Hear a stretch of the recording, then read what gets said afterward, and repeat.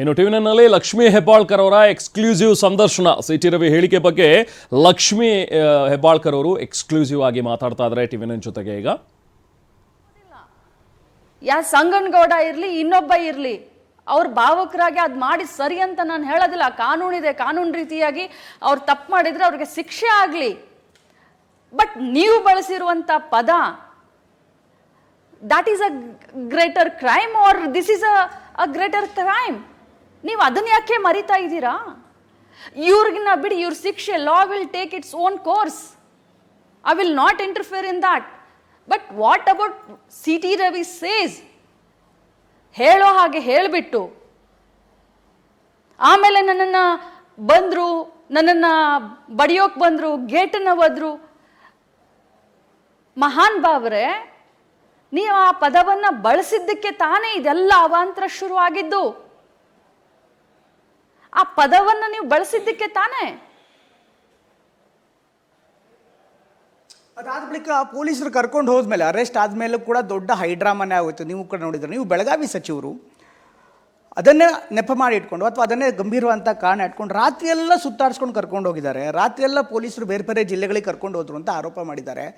ಇದ್ರ ಹಿಂದೆ ನಿಮ್ಮ ಕೈವಾಡ ಇದೆ ಅಂತ ನೇರವಾಗಿ ಆರೋಪ ಮಾಡ್ತಿದ್ದಾರೆ. ಯಾವ ಕೈವಾಡನೂ ಇಲ್ಲ, ಯಾವ ಕಾಲ್ವಾಡನೂ ಇಲ್ಲ. ನನಗೆ ಸಿಡ್ಲು ಪಡೆದಂಗಾಗಿ 2 ದಿನ ನಾನು ಮನೆಯಲ್ಲಿ ನನ್ನ ಪಾಡಿಗೆ ನಾನು ಇದ್ಬಿಟ್ಟಿದ್ದೀನಿ. ಯಾವತ್ತೂ ಕೂಡ ಯಾವ ಸಂದರ್ಭದಲ್ಲೂ ಕೂಡ ನನ್ನ ಆತ್ಮಸ್ಥೈರ್ಯ ಕಡಿಮೆ ಆಗಿರಲಿಲ್ಲ. ಈ ಘಟನೆಯಿಂದ ನನಗೆ ಭಾಳ ಘಾಸಿಗೊಂಡಿದ್ದೆ, ಬಹಳಷ್ಟು. ಇಂಥ ಸಾವಿರಾರು ರವಿಗಳನ್ನು ಎದುರಿಸ್ಬೋದು, ಆದರೆ ಒಂದು ಹೆಣ್ಣಿಗೆ ಅವಳ ಆತ್ಮಸ್ಥೈರ್ಯವನ್ನು ಕುಗ್ಗಿಸ್ಬೇಕು ಅಂತಂದರೆ ಪುರುಷ ಪ್ರಧಾನವಾದಂಥ ಈ ಸಮಾಜದಲ್ಲಿ ಆ ಒಂದು ಹಣೆಪಟ್ಟ ಕಟ್ಬಿಟ್ಟಿದ್ರೆ ಸಾಕು, ಅವಳು ಶೇಕ್ ಆಗ್ತಾಳೆ ಅಂತ. ಆದರೆ ಒಂದು ಮಾತನ್ನು ಹೇಳ್ತೀನಿ, ಖಾನಾಪುರ ಪೊಲೀಸ್ ಸ್ಟೇಷನ್ಗೆ ಬಾಗೇವಾಡಿ, ಅಟ್ಲೀಸ್ಟ್ ಮೈ ಕಾನ್ಸ್ಟಿಟ್ಯುವೆನ್ಸಿ, ಅಲ್ಲಿ ಪೊಲೀಸರು ಮುಂದಾಲೋಚನೆ ಮಾಡಿದರು. ಎಲ್ಲಾದರೂ ಗದ್ದಲ ಆಗುತ್ತೆ ಅವರ ಸೇಫ್ಟಿಗೋಸ್ಕರ, ಯಾಕಂದರೆ ಮಹಾನ್ ಬಾವರು ಭಾಳ ಗನಂದಾರಿ ಕೆಲಸ ಮಾಡಿದರು. ಅವರ ಸೇಫ್ಟಿಗೋಸ್ಕರ ಪೊಲೀಸ್ನವ್ರು ಕರ್ಕೊಂಡು ಖಾನಾಪುರ್ಗೆ ಹೋದರು. ಅಲ್ಲಿ ಯಾರು ಖಾನಾಪುರ ಪೊಲೀಸ್ ಸ್ಟೇಷನ್ನಲ್ಲಿ ಕೂತ್ಕೊಂಡು ಪಾರ್ಟಿ ಮೀಟಿಂಗ್ ಮಾಡಿದ್ದು? 300 ಜನ 400 ಜನ BJP ಕಾರ್ಯಕರ್ತರು ಯಾರು ಹೋಗಿದ್ರು ಅಲ್ಲಿ? ಇನ್ನು ಕಾಂಗ್ರೆಸ್ನವ್ರು ಹೋಗಿದ್ರಾ? ಇತಿಮಿತಿ ಬೇಕು, ಇತಿಮಿತಿ ಬೇಕು. ಮಾಡಬಾರ್ದನ್ನೆಲ್ಲ ಮಾಡಿ, ಆಡಬಾರ್ದನ್ನೆಲ್ಲ ಆಡಿ, ಕೋತಿ ತಿಂದ್ಬಿಟ್ಟು ಮೇಕೆ ಮುಖಕ್ಕೆ ಒರೆಸ್ತು ಅನ್ನೋ ರೀತಿ ಎಲ್ಲ ತಾವು ಮಾತನಾಡಿ, ತಾವು ತಪ್ಪು ಮಾಡಿ, ತಾವು ಆಡಬಾರ್ದನ್ನ ಮಹಿಳಾ ಸಮಾಜಕ್ಕೆ ಅಪಮಾನ ಮಾಡಿ, ಅದನ್ನ ನೇರವಾಗಿ ನಮ್ಮ ಸರ್ಕಾರದ ಮೇಲೆ, ನಮ್ಮ ಮೇಲೆ ಆರೋಪ ಮಾಡೋದೆಷ್ಟು ಸರಿ? ರಾಜಕಾರಣ ಮಾಡಬೇಕು, ಆದರೆ ರಾಜಕಾರಣ ಈ ಮಟ್ಟಕ್ಕೆ ಮಾಡಬಾರ್ದು.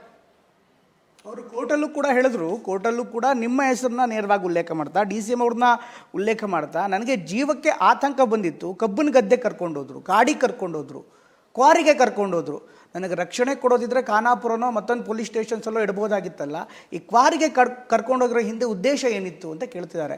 ಇನ್ನು ಪ್ರಹ್ಲಾದ್ ಜೋಶಿಯರಂತೂ ಎನ್ಕೌಂಟರ್ ಮಾಡುವಂಥ ಉದ್ದೇಶ ಇತ್ತು ಅಂತ ನೇರವಾಗಿ ಆರೋಪ ಮಾಡ್ತಿದ್ದಾರೆ. ಬಾಲಿಶ ಹೇಳಿಕೆಗಳಿವೆಲ್ಲ. ಅವರೆಲ್ಲ ಅನುಭವಸ್ಥರು, ಭಾಳ ದೊಡ್ಡವರು. ಪ್ರಹ್ಲಾದ್ ಜೋಶಿ ಅವರೆಲ್ಲ ಇಂಥ ಮಾತನ್ನು ಮಾತನಾಡ್ತಾರೆ ಅಂತಂದರೆ ರಾಜ್ಯದ ಜನ ನಂಬೋದಿಲ್ಲ. ಪೊಲಿಟಿಕಲಿ ಆಗಿ ಅವ್ರು ಏನು ಬೇಕಾದ ಮಾತನಾಡಬಹುದು. ಇವತ್ತು ಅಷ್ಟು ಎನ್ಕೌಂಟರ್ ಅಂತ ಹೇಳ್ತಾರೆ. ಇನ್ನು ಸಿಟಿ ರವಿ ಅವರು ಅಷ್ಟೊಂದು ಚಿಕ್ಕ ಮಕ್ಕಳ ಏನು ಪೊಲೀಸ್ ಅವರು ಏನು ಎನ್ಕೌಂಟರ್ ಮಾಡ್ತಾರೆ ಹಾಗೆ ಕ್ಷಣಕ್ಕೆ ತಮ್ಮ ಲೈವ್ ಲೊಕೇಶನ್ನ ಶೇರ್ ಮಾಡ್ತಾ ಇದ್ರು ಅಂತ ನಿಮ್ಮ ಪತ್ನಿ ಹೇಳ್ತಾರೆ. ನೀವು ಪೊಲೀಸರು ಏನು ಮಾಡಿದ್ರು ಅಂತ ಹೇಳಿ ನೀವು ವಿಡಿಯೋ ರೆಕಾರ್ಡಿಂಗ್ ಮಾಡ್ತೀರಾ? ನೀವು ರಾತ್ರಿ 3 ಗಂಟೆಗೆ ನಾನು ಪ್ರೊಟೆಸ್ಟ್ ಮಾಡಿದೆ ದಾರಿಯಲ್ಲಿ ಅಂತ ಆ ವಿಡಿಯೋನ ರಿಲೀಸ್ ಮಾಡ್ತೀರಾ? ಇದನ್ನೆಲ್ಲ ನೀವು ಮಾಡಿದ್ದೀರಾ. ನೀವು ಮಾಡಿ ಮತ್ತೆ ಪೊಲೀಸರ ಮೇಲೆ ಹಾಕ್ತಾ ಇದ್ದೀರಾ. ಅವರು ಪೊಲೀಸ್ ಕಸ್ಟಡಿಯಲ್ಲಿ ಇರಬೇಕಾದ್ರೆ ಹಲ್ಲೆ ಆಯಿತು ಅಂತ, ತಲೆಗೆ ಗಾಯ ಕೂಡ ಆಗಿದೆ, ಆಮೇಲೆ ಬ್ಯಾಂಡೇಜ್ ಕೂಡ ಬಂದಿದೆ. ಅವ್ರು ಹೇಳ್ತಾ ಇರುವಂಥದ್ದು ಪೊಲೀಸ್ ಕಸ್ಟಡಿಯಲ್ಲಿ ಇರಬೇಕಾದ್ರೆ ಈ ರೀತಿ ಹಲ್ಲೆ ಮಾಡಿದ್ದಾರೆ. ಯಾರು ಹಲ್ಲೆ ಮಾಡಿದ್ರು ಅಂತ ಗೊತ್ತಿಲ್ಲ, ಹೆಬ್ಬಾಳ್ಕರ್ ಅವರ ಬೆಂಬಲಿಗರು ಇರ್ಬೋದು ಅಂತ ಕೋರ್ಟ್ನಲ್ಲಿ ಹೇಳಿದ್ದಾರೆ. 300 ಜನ ಖಾನಾಪುರದಲ್ಲಿ ತಾನೇ ಅವ್ರಿಗೆ ಗಾಯ ಆಗಿದೆ ಅಂತ ಅವ್ರು ಹೇಳಿದ್ದಾರೆ. ನಾನು ಇಂಟರ್ವ್ಯೂನಲ್ಲಿ ನೋಡಿದ್ದೀನಿ. 300 ಜನ BJP ಕಾರ್ಯಕರ್ತರು, ಇಡೀ ವಿರೋಧ ಪಕ್ಷದ ನಾಯಕರು, ಇಡೀ ಮಾಜಿ ಮಂತ್ರಿಗಳು, ಇಡೀ ಹಾಲಿ MLCಗಳು MLAಗಳು ಅವ್ರ ಜೊತೆಯಲ್ಲಿ ಇದ್ದಾಗ ಹೆಬ್ಬಾಳ್ಕರ್ ಬೆಂಬಲಿಗರು ಹೋಗಿ ಅವ್ರನ್ನ ಹೊಡಿತಾರೆ ಅಂತಂದರೆ ಯಾರಕ್ರಿ ಕಿವಿ ಮೇಲೆ ಹೂವು ಇಡ್ತೀರಾ ನೀವು? ನಿಮಗೆ ಅದು ಬೇಕಾಗಿತ್ತು, ನಕಲಿ ಪೆಟ್ಟು. ನಿಮಗೆ ಫೇಸನ್ನು ಸೇವ್ ಮಾಡ್ಕೊಳ್ಳೋಕ್ಕೆ ಒಂದು ಅವಕಾಶ ಬೇಕಾಗಿತ್ತು. ನೀವಾಗೆ ನೀವು ಮಾಡ್ಕೊಂಡಿದ್ದೀರಾ. ಜನರ ಮುಂದೆ ಸಿಂಪತಿಯನ್ನು ಗಿಟ್ಟಿಸ್ಕೊಳ್ಬೇಕು, ಜನರನ್ನ ಭಾವನೆಯನ್ನು ಬೇರೆ ಕಡೆ ಸೆಳಿಬೇಕು ಅಂತ ಹೇಳಿ ನೀವಾಗೆ ಮಾಡ್ಕೊಂಡಿರೋದದು. ಎಷ್ಟಪ್ಪ ಸ್ಟಿಚಸ್ ಬಿದ್ದಿದ್ದು ಮಹಾನ್ ಭಾವರೇ ನಿಮಗೆ? ಎಷ್ಟು ರಕ್ತ ಹೋಗಿದೆ? ನಾನೊಬ್ಬ ಮಹಿಳೆ, ನನಗೂ ಅಂತಃಕರಣ ಅನ್ನೋದಿದೆ, ನನಗೂ ಹೃದಯ ಇದೆ. ಕೆಟ್ಟದ್ದನ್ನು ನೋಡೋದಿಲ್ಲ, ಕೆಟ್ಟದ್ದನ್ನು ಮಾಡೋದಿಲ್ಲ, ಕೆಟ್ಟದ್ದನ್ನು ಕೇಳೋದಿಲ್ಲ. ಇದು ನಮ್ಮ ತಂದೆ ತಾಯಿ ಹೇಳ್ಕೊಟ್ಟಂಥ ಸಂಸ್ಕೃತಿ. ನಿಮಗೆ ಒಂದು ಫೇಸ್ ಸೇವರ್ ಬೇಕಾಗಿತ್ತು. ನಿಮಗೆ ಎನ್ಕೌಂಟ್ರು, ನನ್ನ ಮರ್ಯಾದೆಗೆ ಎನ್ಕೌಂಟ್ರ್ ಮಾಡಿದ್ದೀರಾ, ನನ್ನ ಸ್ವಾಭಿಮಾನಕ್ಕೆ ಎನ್ಕೌಂಟ್ರ್ ಮಾಡಿದ್ದೀರಾ. ಆ ಎನ್ಕೌಂಟ್ರ್ ಬಗ್ಗೆ ಮೊದಲು ಮಾತನಾಡಿ ಮಹಾನ್ ಭಾವ ಸಿ ಟಿ ರವಿ ಅವರೇ, ಆಮೇಲೆ ನಿಮ್ಮ ಫೇಕ್ ಎನ್ಕೌಂಟ್ರ್ ಬಗ್ಗೆ ನಾನು ಮಾತಾಡ್ತೀನಿ. ನಿಮಗೆ ಆ ಬ್ಯಾಂಡೇಜ್ ನೋಡ್ರಿ ಏನು ಅನ್ಸುತ್ತೆ ಮ್ಯಾಮ್? ಅದು ರಾಜಕಾರಣದ ಸಿಂಬಲ್ ಆಗಿ ಅನ್ಸುತ್ತೋ ಅಥವಾ ನಿಮ್ಗೆ ಅಪಮಾನ ಅನ್ಸುತ್ತೋ? ನೋಡಿ, ನನಗೂ ಸ್ವಲ್ಪ ಕಾಮನ್ ಸೆನ್ಸ್ ಇದೆ. ಅವ್ರಿಗೆ ಎಷ್ಟು ಪೆಟ್ಟಾಗಿದೆ, ಏನಾಗಿದೆ, ಬ್ಯಾಂಡೇಜ್ನ ಎಲ್ಲಿ ಹಾಕ್ಬೋದು, ಎಲ್ಲಿ ಬ್ಯಾಂಡೇಜ್ನ ಸುತ್ತಬಹುದು ಅನ್ನೋದು ನನಗೂ ಗೊತ್ತಿದೆ. ತಿರ್ಚಿದ ಗಾಯ ಆಗಿದೆಯಾ, ಎಳ್ದಾಡಿದ್ದಾರೆ, ಅದು ಮಾಡಿದ್ದಾರೆ. ನೀವು ಸುಮ್ಮನೆ ಹೋದ್ರ? ನಿಮ್ಮ ಡ್ರಾಮಾವನ್ನು ಎಲ್ಲರೂ ನೋಡಿದ್ದಾರೆ, ಯಾವ ಮಟ್ಟಕ್ಕೆ ನೀವು ಡ್ರಾಮಾ ಮಾಡಿದ್ರಿ ಅಂತ ಹೇಳಿ. ನಿಮ್ಗೆ ಎಷ್ಟು ಸ್ಟಿಚಸ್ ಬಿದ್ದಿದೆ ಅಂತ ಕೇಳ್ತೀನಿ. ನಿಮ್ಗಾಗಿರೋ ಗಾಯ ನನಗಾಗಿರುವಂಥ ಗಾಯ. ನಿಮ್ಗಾಗಿರೋ ಗಾಯ ಎಟ್ಲೀಸ್ಟ್ ನೀವು ಬ್ಯಾಂಡೇಜ್ ಕಟ್ಕೊಂಡು ನಾಟಕ ಮಾಡ್ತಾ ಇದ್ದೀರಾ. But what about my pain? It's a question of a integration. ನನ್ನ ಇಂಟಿಗ್ರಿಟಿ. ನಾನು ಸುಮ್ಮನೆ ಇರಲ್ಲ. 26 ವರ್ಷ ರಾಜಕಾರಣದಲ್ಲಿ ರೆಡ್ ಕಾರ್ಪೆಟ್ನಲ್ಲಿ ಬಂದವಳಲ್ಲ ನಾನು. ಸಂಘರ್ಷ ಮಾಡಿ, ಕೆಲಸ ಮಾಡಿ, ಸಾಮಾನ್ಯ ಕಾರ್ಯಕರ್ತೆಯಿಂದ ಇವತ್ತು ಒಂದು ಮಂತ್ರಿ ಸ್ಥಾನಕ್ಕೆ ನಾನು ಬಂದಿದ್ದೀನಿ ಅಂತಂದ್ರೆ ಐ ಹ್ಯಾವ್ ಅರ್ನ್ಡ್ ಇಟ್. ನಿಮ್ಮ ತರ ಗೋಸುಂಬೆ ತರ ದೇವ್ರ ಹೆಸರಿನಲ್ಲಿ ದತ್ತಪೀಠ, ದತ್ತಮಾಲೆ, ಸಮಾಜವನ್ನ ಒಡೆದು ಸಮಾಜದಲ್ಲಿ ಬೆಂಕಿ ಹಾಕಿ ನಾನು ಬಂದೆಲ್ಲ. ನೀವು ದೇವ್ರನ್ನ ನಂಬ್ತೀರಲ್ಲ ರೀ ಸಿ ಟಿ ರವಿ ಅವರೇ. ಬನ್ನಿ ಧರ್ಮಸ್ಥಳಕ್ಕೆ, ನಾನು ಕುಟುಂಬ ಸಮೇತ ಬರ್ತೀನಿ ಧರ್ಮಸ್ಥಳಕ್ಕೆ. ದೇವ್ರ ನಂಬ್ತಿರ್ತಾನೆ ನೀವು? ಯಾರೂ ಬೇಡ, ನೀವು ನಿಮ್ಮ ಕುಟುಂಬ ಸಮೇತ ಧರ್ಮಸ್ಥಳಕ್ಕೆ ಬಂದು ಪ್ರಮಾಣ ಮಾಡಿ, ನಾನು ಅಂದೆಲ್ಲ ಈ ಮಾತನ್ನ ಸದನದಲ್ಲಿ ಒಬ್ಬ ಮಹಿಳೆಯಾಗಿ ಅಪಮಾನ ಮಾಡಲ್ಲ ಅಂತ ಹೇಳಿ. ನಾನು ನನ್ನ ಕುಟುಂಬ ಸಮೇತ ಬರ್ತೀನಿ, ನಾನು ದೇವರನ್ನ ನಂಬ್ತೀನಿ.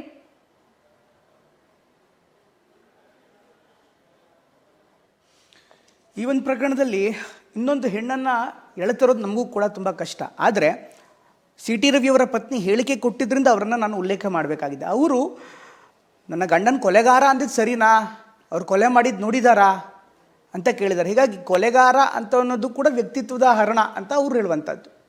ಭಾಳ ಹುಷಾರಿದ್ದಾರೆ ಸಿ ಟಿ ರವಿ ಅವರ ಪತ್ನಿ. ಅಷ್ಟು ಬುದ್ಧಿ ನನಗಿಲ್ಲ. ಸಿ ಟಿ ಅವರ ಪತ್ನಿಯವರು ಭಾಳಷ್ಟು ಹುಷಾರಿದ್ದಾರೆ, ಭಾಳಷ್ಟು ಕಲ್ತಿದ್ದಾರೆ. ಅಷ್ಟು ಬುದ್ಧಿ ಅಂತರೂ ಲಕ್ಷ್ಮೀ ಹೆಬ್ಬಾಳ್ಕರ್ಗಿಲ್ಲ. ಆದರೆ ಒಬ್ಬ ಮಹಿಳೆಯಾಗಿ ಅವ್ರಿಗೆ ಕೇಳಕ್ಕೆ ಬಯಸ್ತೀನಿ, ನಿಮಗೆ ಯಾರಾದರೂ ಚಿಕ್ಕಮಗಳೂರಿನಲ್ಲಿ ಈ ಪದವನ್ನು ಯಾರಾದರೂ ನಿಮಗೆ ಬಳಸಿದ್ರೆ ನಿಮಗೇನಾಗುತ್ತೆ?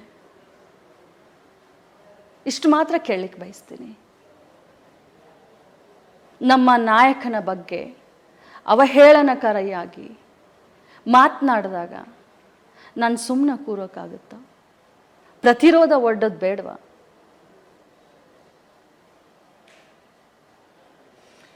ಎಲ್ಲ ಗಲಾಟೆ ಆದಮೇಲೆ ಮೇಡಮ್, ಅಫ್ಕೋರ್ಸ್ ಅದೇನೋ ನೀವು ವಿಸಿಬಲಿ ಡಿಸ್ಟರ್ಬ್ ಆಗಿದೆ, ನೋಡ್ರೆ ಗೊತ್ತಾಗತ್ತೆ. ನಿಮ್ಮ ಮನೆಗೆ ಬಂದ ಮೇಲೆ ಮೊದಲು ಭೇಟಿಯಾಗಿದ್ದು ನಿಮ್ಮ ತಾಯಿನ ಅಂತ ಕೇಳ್ಪಟ್ಟೆ. ಮನೇಲಿ ವಾತಾವರಣ ಹೇಗಿತ್ತು? ನೋಡಿ, ನಮ್ಮ ತಾಯಿ ಹಾರ್ಟ್ ಪೇಷಂಟು. ನಾನು ನಮ್ಮ ತಾಯಿಗೆ ಧೈರ್ಯ ಹೇಳಬೇಕು ಅಥವಾ ತಾಯಿ ಮಗಳಿಗೆ ಧೈರ್ಯ ಹೇಳಬೇಕು? ಭಾಳ ಸಂದಿಗ್ಧ ಪರಿಸ್ಥಿತಿ. 2 ದಿನ ಹೇಗೆ ಅಂತಂದರೆ ವ್ಯಕ್ತಿತ್ವನೇ ಹರಣ ಆದರೆ ಇದ್ದು ಸತ್ತ ಹಾಗೆ. ಆದರೆ ಈ ರಾಜ್ಯದ ಅನೇಕ ಸಾಹಿತಿಗಳು, ಕವಿತ್ರಿಗಳು, ಬುದ್ಧಿವಂತ ಜೀವಿಗಳು ನನ್ನ ಜೊತೆ ನಿಂತ್ಕೊಂಡ್ರು, ಧೈರ್ಯ ಕೊಟ್ಟರು ನನಗೆ. ನಮ್ಮ ತಾಯಿ ನನ್ನ ಜೊತೆ ನಿಂತ್ಕೊಂಡ್ಲು, ನನ್ನ ಸೊಸೆ ಮಮ್ಮ ಯು ಆರ್ ಅ ವಾರಿಯರ್, ನಿನ್ನನ್ನು ನೋಡಿ ನಾವೆಲ್ಲ ಹೆಣ್ಮಕ್ಕಳಿಗೆ ಇಷ್ಟೊಂದು ಇದನ್ನು ಮಾಡ್ತೀಯ ನೀನು, ನೋ ನೋ ನೋ ಅಂತ. ತಮ್ಮ, ಮಗ, ಅಕ್ಕ ತಂಗಿಯರು, ತುಂಬು ಕುಟುಂಬ ನಂದು. ಆದರೆ ಈ ರೀತಿ ಅವಮಾನ, ಈ ರೀತಿ ಅಪಮಾನ ನನ್ನದೇ ಕ್ಷೇತ್ರ, ಬೆಳಗಾವಿಯ ಸುವರ್ಣಸೌಧ. ನನ್ನ ಮನಸ್ಸಿಗೆ ಏನಾಗಿರಬೇಕು, ಯಾವ ಆಘಾತ ಆಗಿರಬೇಕು ನನಗೆ, ಯಾರಾದರೂ ಊಹಿಸ್ಲಿಕ್ಕೆ ಸಾಧ್ಯನಾ? ಈ BJP-ಯವ್ರಿಗೆ ಅದು ಅರ್ಥ ಆಗುತ್ತಾ? ವಿಜಯೇಂದ್ರ ಅವ್ರಿಗೆ ಅರ್ಥ ಆಗುತ್ತಾ? ಅಶೋಕ್ ಅವ್ರಿಗೆ ಅರ್ಥ ಆಗುತ್ತಾ? ರಾಮ ರಾಮ ರಾಮ ಅಂತ ಇರ್ತಾರಲ್ಲ 24 ಗಂಟೆ, ಆ ಜನರಿಗೆ ಅರ್ಥ ಆಗುತ್ತಾ? ಇವತ್ತು ರಾಮಾಯಣ, ಮಹಾಭಾರತ ಇದನ್ನ ಪಠನ ಮಾಡಬೇಕು ಅಂತ BJP ಅಭಿಯಾನ ಮಾಡುತ್ತೆ. ಯಾವುದಕ್ಕೋಸ್ಕರ ರಾಮಾಯಣ ಆಯಿತು, ಯಾವುದಕ್ಕೋಸ್ಕರ ಮಹಾಭಾರತ ಆಯಿತು, ಅದನ್ನು ಅವ್ರು ತಿಳ್ಕೊಳ್ಬೇಕು. ಮೇಡಮ್, ಭಾರತದ ರಾಜಕಾರಣವನ್ನು ನೋಡಿದ್ರೆ ಅದು ತಮಿಳುನಾಡಲ್ಲೇ ಇರ್ಬೋದು, ಪಶ್ಚಿಮ ಬಂಗಾಳದಲ್ಲೇ ಇರ್ಬೋದು. ತಮಿಳುನಾಡಲ್ಲಿ ಜಯಲಲಿತಾ ಅವರಿಗೆ ತೀವ್ರತರವಾದಂಥ ದೈಹಿಕ ಹಲ್ಲೆ ಮಾಡಿದ್ರು. ಪಶ್ಚಿಮ ಬಂಗಾಳದಲ್ಲೂ ಕೂಡ ಅದಕ್ಕಿಂತ ಕಡಿಮೆ ಏನಿರಲಿಲ್ಲ. ಈಗ ಕರ್ನಾಟಕದಲ್ಲಿ ಇಂಥದ್ದೇ ಒಂದು ಘಟನೆ ನಡೆದಿದೆ. ಹಿಂದೆ ಮಹಾಭಾರತದಲ್ಲಿ ದ್ರೌಪದಿಯ ಶಪಥ ಹೇಗಿದೆ ಅಂತ ತಮಗೂ ಕೂಡ ಗೊತ್ತು. ರಾಜಕಾರಣದಲ್ಲಿ ನಿಮಗೆ ನೀವೇನಾದರೂ ಈ ಒಂದು ಘಟನೆಯಿಂದ ಶಪಥ ಮಾಡ್ಕೊಂಡಿದ್ದೀರಾ? ಇದು ಬಹಿರಂಗವಾಗಿ ಹೇಳಲಿಕ್ಕೆ ಬರೋದಿಲ್ಲ. ಬಹಿರಂಗವಾಗಿ ಹೇಳಿದ್ರೆ ಒಂದು ಚಾಲೆಂಜ್ ಕೊಟ್ಟಂಗಾಗುತ್ತೆ. ಅಷ್ಟು ಮೂರ್ಖ ರಾಜಕಾರಣಿ ಅಂತರೂ ಲಕ್ಷ್ಮೀ ಹೆಬ್ಬಾಳ್ಕರ್ ಅಲ್ಲ. ಆದರೆ ನಾನೊಂದು ಹೆಣ್ಣು ಮಗಳು, ಅದನ್ನು ಮಾತ್ರ ಹೆಣ್ಮಕ್ಳು ಒಮ್ಮೆ ಮನಸ್ಸು ಮಾಡಿದ್ರೆ ನಾನು ಬಾಯಿ ಬಿಚ್ಚಿ ಹೇಳಲ್ಲ. ಮುಂದೆ ಫಲಿತಾಂಶವೇ ಗೊತ್ತಾಗತ್ತೆ. ಹಾಗಾದರೆ ನಾನು ಅದನ್ನೂ ಹೇಳಲ್ಲ. That is all political sentences. ನಾನು ನೋಡ್ಕೊಳ್ತೀನಿ, ನಾನು ಮಾಡ್ತೀನಿ, ನಾನು ಬಿಡೋದಿಲ್ಲ. These all are political sentence. ಒಬ್ಬ ಜವಾಬ್ದಾರಿ ಸ್ಥಾನದಲ್ಲಿದ್ದೀನಿ ನಾನು. ಕಾಲಾಯ ತಸ್ಮೆ ನಮ. ಹೆಣ್ಣನ್ನು ಕ್ಷಮೆಯಾಧರಿತ್ರಿ ಅಂತ ಕರಿತೀವಿ. ಕ್ಷಮೆ ಕೂಡ ಹೆಣ್ಣಿನ ಒಂದು ಅಪೂರ್ವವಾದಂಥ ಗುಣ. ಈ ಒಂದು ಪ್ರಕರಣದಲ್ಲಿ ಕ್ಷಮೆನ ಹೇಗೆ ಬಳಸಬೇಕು ಅಂತ ನನಗಂತೂ ಗೊತ್ತಿಲ್ಲ. ಹಿರಿಯರು ನಿಮಗೆ ಮುಂದಿನ ದಿನಗಳಲ್ಲಿ ಸಲಹೆ ಮಾಡ್ಬೋದೇನೋ. ಈಗಾಗಲೇ ಅನೇಕರು ಸತೀಶ್ ಜಾರಕಿಹೊಳಿ ಅವರು ಕೂಡ ಹೇಳಿರ್ಬೋದು ಇಲ್ಲೇ ಮುಗಿಸ್ಬಿಡಿ ಅಂತ. ಬಟ್ ಈ ಕ್ಷಮೆ ಅನ್ನುವಂಥ ಪದವನ್ನು ನೀವು CT ರವಿ ಅವರ ಹೆಸರು ಮುಂದೆ ಬಳಸ್ತೀರಾ? ಖಂಡಿತ ಇಲ್ಲ. ನಾನು ಅದನ್ನು ಬಳಸೋದಿಲ್ಲ, ಬಳಸೋಕೆ ಸಾಧ್ಯನೂ ಇಲ್ಲ. ಲಕ್ಷಾಂತರ ಮಹಿಳೆಯರ ಪ್ರತಿನಿಧಿಸುವಂಥ ನಾನೇ. ಯಾಕಂದರೆ ಭಾರತ ದೇಶಕ್ಕೆ 5000 ವರ್ಷದ ಇತಿಹಾಸ, ಪುರುಷ ಪ್ರಧಾನ ಸಮಾಜ, ಶೋಷಣೆಗೆ ಒಳಗಾದಂಥ ಈ ಹೆಣ್ಣು ಸಮಾಜ, ಒಬ್ಬ ಮಹಿಳಾ ಮಕ್ಕಳ ಕಲ್ಯಾಣ ಸಚಿವೆಯಾಗಿ ಏಕೈಕ ಮಹಿಳೆ ಮಂತ್ರಿ ಕ್ಯಾಬಿನೆಟ್ನಲ್ಲಿ ಇದ್ಕೊಂಡು ನಾನೇ ಇದನ್ನು ನಾನು ಕ್ಷಮಿಸಿದರೆ ಸಮಾಜ ನನ್ನನ್ನು ಕ್ಷಮಿಸೋದಿಲ್ಲ. ನಾನು CT ರವಿ ಅವ್ರಿಗೂ ಕೂಡ ಪ್ರಶ್ನೆ ಕೇಳಿದೆ. ಒಂದು ವೇಳೆ ಹೆಬ್ಬಾಳ್ಕರ್ ಅವರು ಎದುರುಗಡೆ ಬಂದರೆ ಕಣ್ಣಲ್ಲಿ ಕಣ್ಣಿಟ್ಟು ನೋಡ್ತೀರಾ, ಹೃದಯ ತುಂಬಿ ಮಾತಾಡಿಸ್ತೀರಾ? ನಿಮಗೂ ಅದೇ ಕೂಡ ಪ್ರಶ್ನೆ ಕೇಳ್ತೀನಿ. ಅವ್ರು ಎದುರುಗಡೆ ಬಂದರೆ ನೀವು ಮಾತಾಡಿಸ್ತೀರಾ? ಆ ಅವಶ್ಯಕತೆ ನನಗಿಲ್ಲ. ಅವರು ನಾನು ಕೆಟ್ಟವನಲ್ಲ, ಸಿಕ್ಕಿದಾಗೆಲ್ಲ ಅಕ್ಕ ಅಂತ ಕರಿತಾ ಇದ್ದೆ, ಒಂದು ಮಾತಂತಂದು ನಾನು ಗಟ್ಟಿಯಾಗಿ ಹೇಳಬಲ್ಲೆ, ನಾನೆಂತೂ ಕೆಟ್ಟವನಲ್ಲ ಅನ್ನುವಂಥ ಮಾತನ್ನು ಅವ್ರು ಹೇಳಿದ್ದಾರೆ. ಅದಕ್ಕೇನು ಹೇಳ್ತಿರ್ತಾ? ನಾಲ್ಗೆಯಿಂದ ಕೆಟ್ಟವನು ಅನ್ನೋದನ್ನ ಪ್ರೂವ್ ಮಾಡಿಬಿಟ್ಟೆ. ನಾನು ಅದಕ್ಕೆ ತಮಗೆ ಹೇಳ್ತಾ ಇದ್ದೀನಿ, ಇದು ಸವಾಲೂ ಅಲ್ಲ, ಚಾಲೆಂಜಿನೂ ಅಲ್ಲ. ಧರ್ಮಸ್ಥಳದ ಮಂಜುನಾಥನ ಮೇಲೆ ಪ್ರಮಾಣ ಮಾಡಿ ನಾನು ಈ ಮಾತನ್ನು ಅಂದಿಲ್ಲ ಅಂತ ತಾವು ಹೇಳಬೇಕು. ನಾನೂ ಬರ್ತೀನಿ ಕುಟುಂಬ ಸಮೇತ, ತಾವೂ ಬನ್ನಿ. ಯಾಕಂದರೆ ಇದನ್ನ ಇಲ್ಲಿಗೆ ಬಿಡಲಿಕ್ಕೆ ಆಗೋದಿಲ್ಲ, ಬಿಡ್ಕೂಡ್ದು. ಮೇಡಮ್, ಇದೆಲ್ಲ ಒಂದು ಭಾಗ ಆದರೆ ಇನ್ನು ಕಾನೂನಿನ ವಿಚಾರಕ್ಕೆ ಬರ್ತೀನಿ ನಾನು. ಯಾಕೆಂದರೆ ಈ ಮ್ಯಾಟರ್ ನಿಮ್ಮಿಂದನೇ ಆರಂಭವಾಗಿದ್ದು, ನೀವು ಕೂಡ ಅತ್ಯಂತ ಪ್ರಮುಖ ಪಾತ್ರಧಾರಿ. ಒಂದು ಕಡೆ ನೀವು ಎವಿಡೆನ್ಸ್ ಇದೆ ಅಂತ ದಾಖಲೆಗಳನ್ನು ರಿಲೀಸ್ ಮಾಡಿದ್ರಿ. ಅಟ್ ದ ಸೇಮ್ ಟೈಮ್ ಸಭಾಪತಿಗಳು ಹೇಳಿದ್ರು ಯಾವುದೇ ರೀತಿಯಂಥ ದಾಖಲೆಗಳಿಲ್ಲ ಅಂತ ನಿನ್ನೆ ಹೇಳಿಕೆಯನ್ನೇ ಕೊಟ್ಟಿದ್ದಾರೆ. ಸದನದ ಒಳಗಡೆ ಆಗಿರುವಂಥದ್ದು ಸದನಕ್ಕೆ ಮಾತ್ರ ಸಂಬಂಧಪಟ್ಟಿದ್ದು, ಮಹಜರ್ ಮಾಡೋದಕ್ಕೂ ಅವಕಾಶ ಕೊಟ್ಟಿಲ್ಲ ಅಂತ ಹೇಳಿದ್ರು. ಈಗ ಹೊರಗಡೆ ಏನಿದ್ರು ಕೂಡ ಅದು ಬಹಿರಂಗವಾಗಿರುವಂಥದ್ದು, ಹೊರಗಡೆ ಇರುವುದು ಅದೆಲ್ಲ ಅಧಿಕೃತ ಅಲ್ಲ ಅಂತ ಹೇಳಿದ್ರು. ಈಗ ದಾಖಲೆ ಇಲ್ಲ ಅಂತ ಸಭಾಪತಿಗಳೇ ಹೇಳಿದಂಥ ಸಂದರ್ಭದಲ್ಲಿ ತಾವು ಯಾವ ರೀತಿ ಹೋರಾಟ ಮಾಡ್ತೀರಿ? ಅವರ ನಿಲ್ವನ್ನು ತಾವು ಯಾವ ರೀತಿ ಹೇಳ್ತೀರಿ? ಸಭಾಪತಿಗಳ ನಿಲುವಿಗೆ ನಾನು ಕೌಂಟ್ರ್ ಮಾತಾಡೋದಿಲ್ಲ. ಆದರೆ ಸಭಾಪತಿಗಳು ಕೌನ್ಸಿಲ್ನಲ್ಲಿ ತಮಗೆಲ್ಲರಿಗೂ ಅವಕಾಶ ಕೊಟ್ಟವ್ರು ಯಾರು? ಲಕ್ಷ್ಮೀ ಹೆಬ್ಬಾಳ್ಕರ. ಎಲ್ಲ ಮೀಡಿಯಾಗಳಿಗೆ ಸಭೆಯ ಕಲಾಪದ ದೃಶ್ಯಗಳನ್ನು ಬಿತ್ತರಿಸಲಿಕ್ಕೆ ಅನುಮತಿ ಕೊಟ್ಟಿದ್ದ್ಯಾರು? ಕೌನ್ಸಿಲ್ನ ಗ್ಯಾಲರಿಯಲ್ಲಿ ಸಭಾಪತಿಗಳೇ ತಾನೇ. ಕೌನ್ಸಿಲ್ ಗ್ಯಾಲರಿಯ ಕ್ಯಾಮ್ರಾಗಳ ಮುಖಾಂತರ ಈ ದೃಶ್ಯ ಚಿತ್ರೀಕರಣ ಆಗಿದೆಯಲ್ಲ. ಹಾಗಾದರೆ ಕೌನ್ಸಿಲ್ನಲ್ಲಿ ನಡೆಯುವಂಥ ಪ್ರತಿಯೊಂದು ಘಟನೆ ಕೂಡ ಅದು ಲೀಗಲ್ ಆಗಿಲ್ಲ ಅಂತ ಹೇಳಿ ನೋಡೋಣ. ಹೇಳಿ ನೋಡೋಣ. ನೀವು ಚಿತ್ರೀಕರಣ ಮಾಡೋದು ಅವರ ಪರ್ಮಿಷನ್ ತಗೊಂಡ್ತಾನೆ. ಇಲ್ಲಿ ಒಂದು ವಾಕ್ಯ ಇದೆ, ಸದನ ಮುಗಿದ ಮೇಲೆ, ಆದರೆ ಸದನದ ಒಳಗಡೆ ಸದನ ಕಲಾಪ ನಡೀತಾ ಇರುವಂಥ ಸಂದರ್ಭದಲ್ಲಿ ಆದಿದ್ರೆ ಮಾತ್ರ ನನಗೆ ಸಂಬಂಧಪಟ್ಟಿದ್ದು ಅನ್ನುವಂಥದ್ದಿದೆ. ಆದರೆ ಇಂಥ ಘಟನೆ ಹಿಂದೆ ಎಂದೂ ಕೂಡ ಆಗದೇ ಇರುವಂಥ ಹಿನ್ನೆಲೆಯಲ್ಲಿ ಈಗ ಕ್ರೈಮ್ ಕಮಿಟೆಡ್ ಅನ್ನತ್ತಾ ಇರುವಂಥ ಆರೋಪ ಏನಿದೆ ಅದು ಇಲ್ಲ ಆಗಿರುವಂಥದ್ದು, ಅಂದರೆ ಸದನದ ಒಳಗಡೆ ಆಗಿರುವಂಥದ್ದು. ಮೊದಲು ಇದನ್ನ ಕೇಳಿ ಆಮೇಲೆ ಮಾತಾಡೋಣ.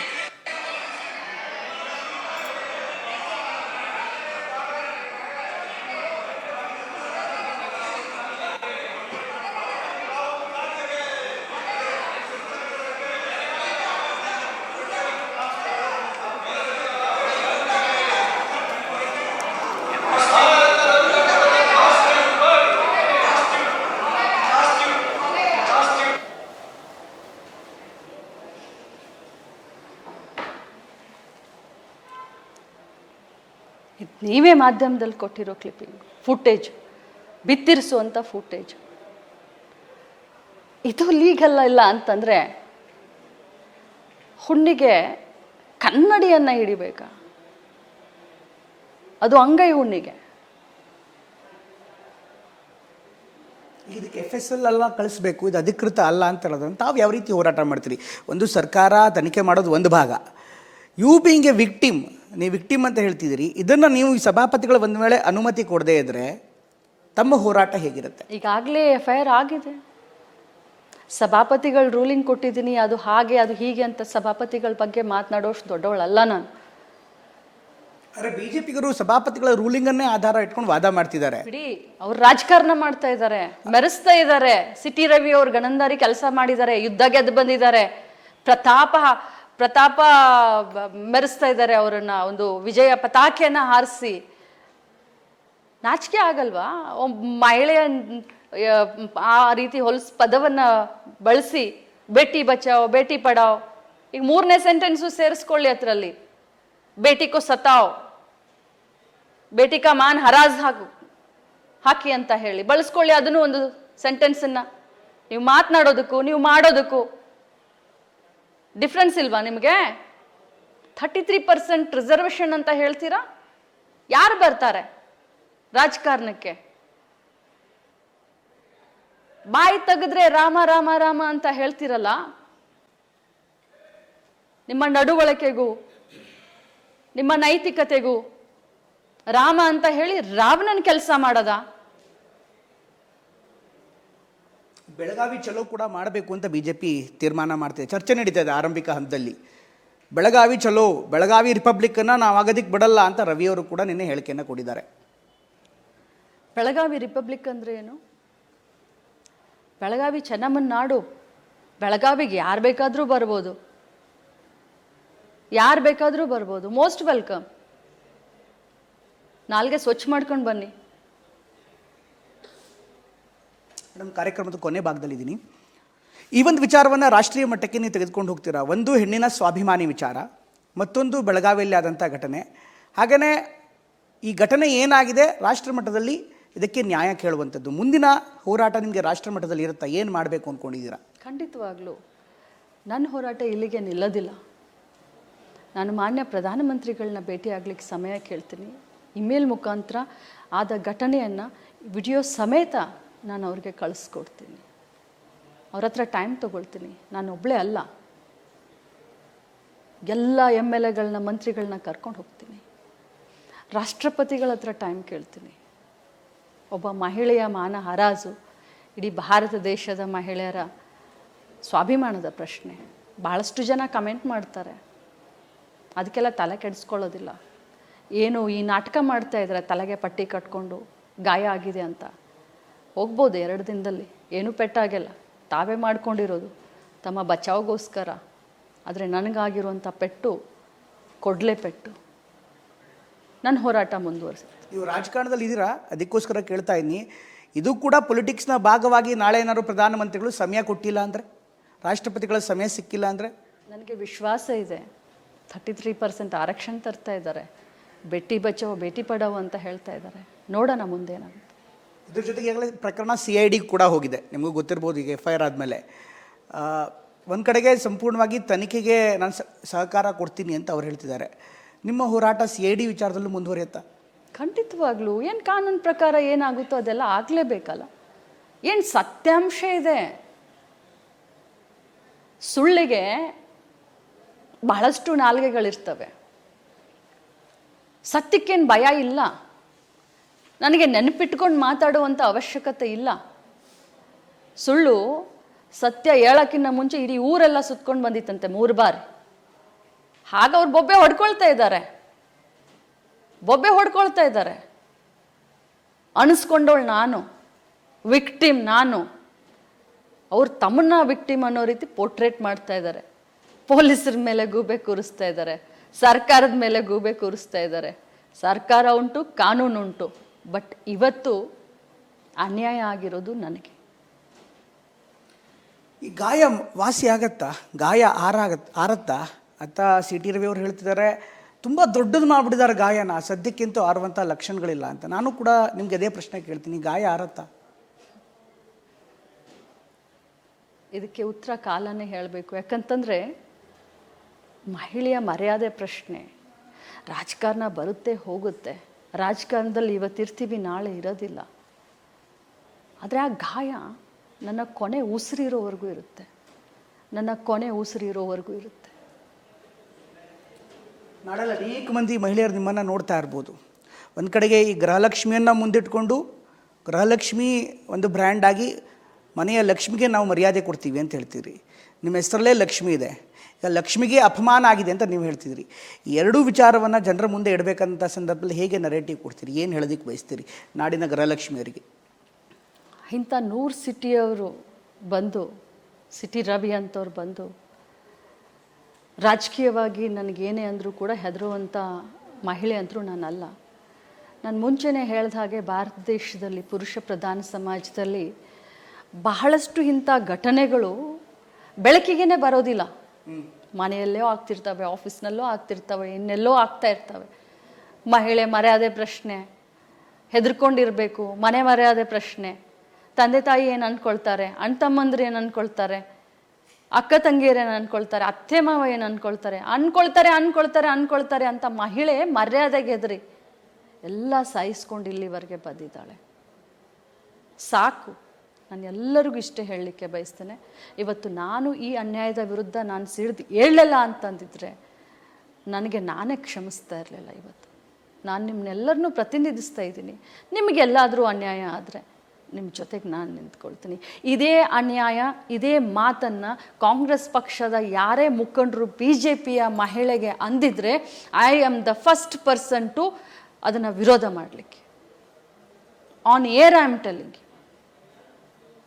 ಈ ಮಾತನ್ನು, ಈ ಶಬ್ದನ ಯಾರೇ ಕಾಂಗ್ರೆಸ್ ಪಕ್ಷದವರು ಅಂದಿದ್ರೆ ಆ ಮಹಿಳೆಯ ಪರವಾಗಿ ಎದ್ದು ನಿಲ್ತಾ ಇದ್ದೆ ಆ ಛಾತಿ ಲಕ್ಷ್ಮೀ ಹೆಬ್ಬಾಳ್ಕರ್ಗಿದೆ. ನಿಮಗೆ ಯಾರಿಗಾದ್ರೂ ಇದೆಯಾ?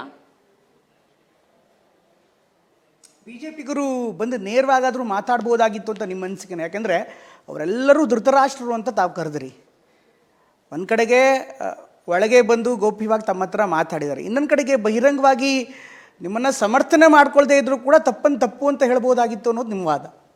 ಖಂಡಿತವಾಗ್ಲೂ ನಾನೇ ಹೇಳ್ತಾ ಇದ್ದೀನಲ್ಲ, ಆ ಧೈರ್ಯ ಅವ್ರಿಗೆ ಬರಬೇಕಾಗಿತ್ತು, ದುರ್ದೈವ. ಮೇಡಮ್, ಕೊನೆಯದಾಗಿ ನಾನು ಕೇಳುವಂಥದ್ದಿಷ್ಟೇ. ಈಗಾಗಲೇ ಬೆಳಗಾವಿಯಲ್ಲೂ ಕೂಡ ಒಂದು ವಿಶೇಷವಾದಂಥ ಕಾರ್ಯಕ್ರಮ ನಡೀತಾ ಇದೆ, ಒಂದು CWC ಅಧಿವೇಶನ ನಡೀತಾ ಇದೆ.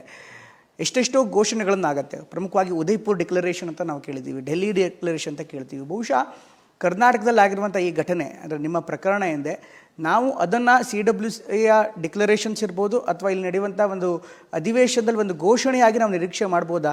ಕಾಂಗ್ರೆಸ್ ಪಕ್ಷ ಒಂದು ನಿಲುವು ತೆಗೆದುಕೊಂಡು ಅದಕ್ಕೆ ಪ್ರತಿಭಟನಾ ದ್ಯೋತಕವಾಗಿ ಒಂದು ಡಿಕ್ಲರೇಷನ್ ಮಾಡುವಂಥದ್ದನ್ನು ನಿರೀಕ್ಷೆ ಮಾಡ್ಬೋದಾ? ನೀವೇನಾದ್ರು ಮನವಿ ಮಾಡ್ತೀರಾ? ಮೊದಲಿನಿಂದನೂ ಕೂಡ ಕಾಂಗ್ರೆಸ್ ಪಕ್ಷ ಮಹಿಳೆಯರ ಬಗ್ಗೆ ವಿಶೇಷವಾದಂಥ ಗೌರವ, ಕಾಳಜಿಯನ್ನು ತೆಗೆದುಕೊಂಡೇ ಬಂದಿದೆ. ನನಗೆ ಯಾರ್ಯಾರು ಮಾತನಾಡಿದ್ದಾರೆ ಅಂತ ನಾನು ಹೇಳಲಿಕ್ಕೆ ಬರೋದಿಲ್ಲ. ಪ್ರತಿಯೊಬ್ಬರು ಇವತ್ತು ನನ್ನ ಬೆನ್ನಿಗೆ ನಿಂತ್ಕೊಂಡಿದ್ದಾರೆ. ಸಾಕ್ಷಿನೂ ಕೊಡುವಂಥ ಅವಶ್ಯಕತೆ ಇಲ್ಲ, ಇವ್ರ ಥರ ನಾಟಕ ಮಾಡುವಂಥ ಅವಶ್ಯಕತೆಯೂ ಇಲ್ಲ. ಖಂಡಿತವಾಗ್ಲೂ ನಾನು ಮಾತಾಡ್ತೀನಿ. Thank you so much. ಧನ್ಯವಾದ ನಮ್ಮ ಜೊತೆಗೆ ಇಷ್ಟೋ ತನಕ ಮಾತನಾಡಿದ್ದಕ್ಕೆ. Thank you. ಇದಿಷ್ಟು ಸಚಿವೆ ಹೆಬ್ಬಾಳ್ಕರ್ ಅವರು ಹೇಳ್ತಾ ಇರುವಂಥ ಮಾತು. ಇದು ಹೊತ್ತಿನ ವಿಶೇಷ. ನಿರಂತರ ಸುದ್ದಿಗಾಗಿ ನೋಡ್ತಾ ಇರಿ TV9.